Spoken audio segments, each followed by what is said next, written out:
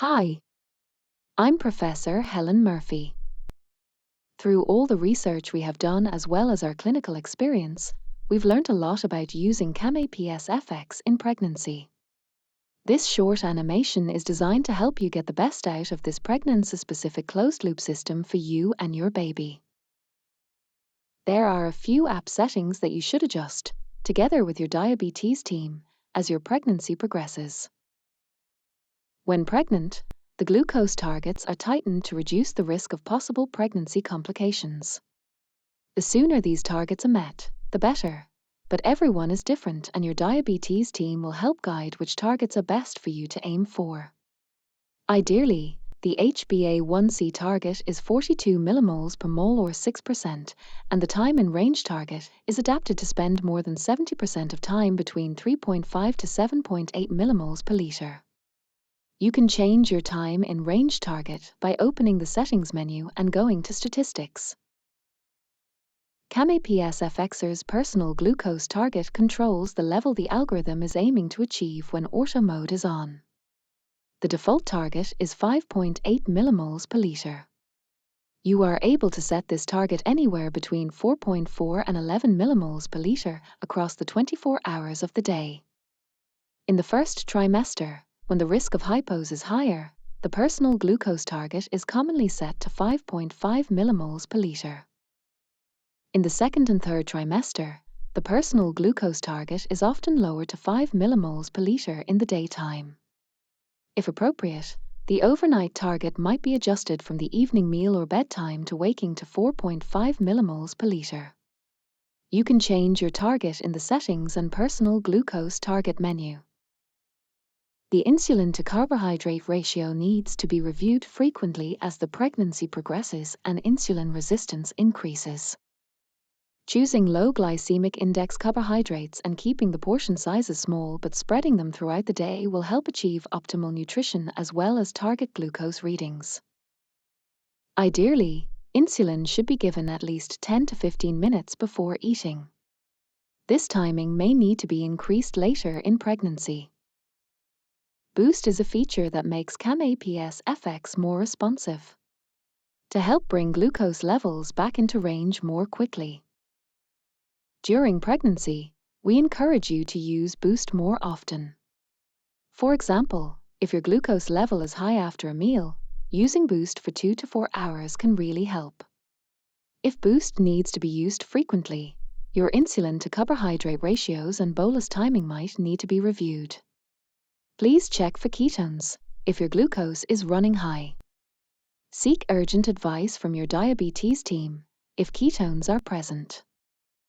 Please immediately change your infusion tubing, cannula, and reservoir if you are running high and Boost is not bringing glucose levels down.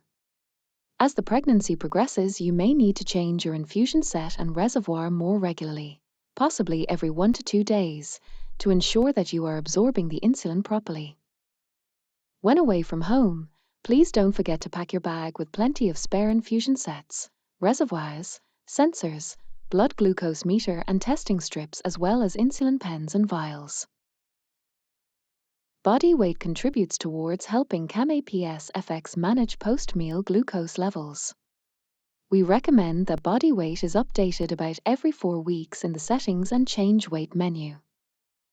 When CamAPS FX is not working, such as when the sensor is warming up, the app screen will go orange and the pump will resume delivering the pre-programmed basal rate. We recommend that the pump basal settings are updated about every 4 weeks on the pump as your insulin needs increase throughout your pregnancy. You may also like to think about what alerts you set in the app to help you respond to highs and lows at the different stages of your pregnancy. Please speak with your diabetes team about what alerts are right for you.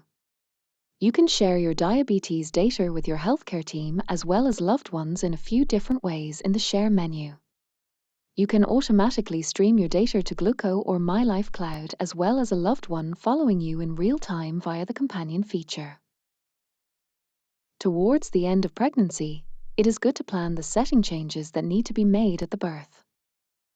The personal glucose target needs to be increased to at least 6 millimoles per liter across the 24 hours of the day, just before or after the birth. Agree more relaxed insulin to carbohydrate ratios with your diabetes team, which can be programmed into the app's bolus calculator settings after the birth. Program a reduced pump basal pattern B on the pump. Pattern A's basal rate would have been increased throughout the pregnancy as a safety net in case CamAPS FX couldn't work. Only swap to pattern B on the pump when the baby is born.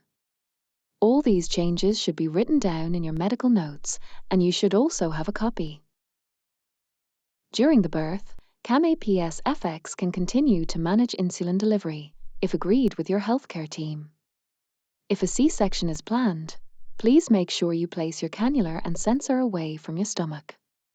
Please also check the accuracy of your sensor and calibrate or replace it if the sensor is reading more than 3 millimoles per liter above or below your blood glucose reading when your sensor arrow is stable. After the birth, very little insulin may be needed in the first 24 hours. The real priority is to avoid hypos. Remember to set your new personal glucose target and insulin to carbohydrate ratios in the app. Consider using EaseOff to make the algorithm more relaxed and reducing the pre-meal insulin bolus, especially if breastfeeding.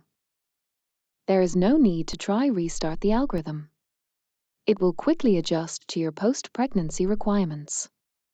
Please change the time in range setting back to 3.9 to 10 millimoles per liter in the Settings and Statistics menu. Our research results showed that those women using CamAPS FX at 6 months after the birth were achieving 70% time in range, even while caring for a newborn.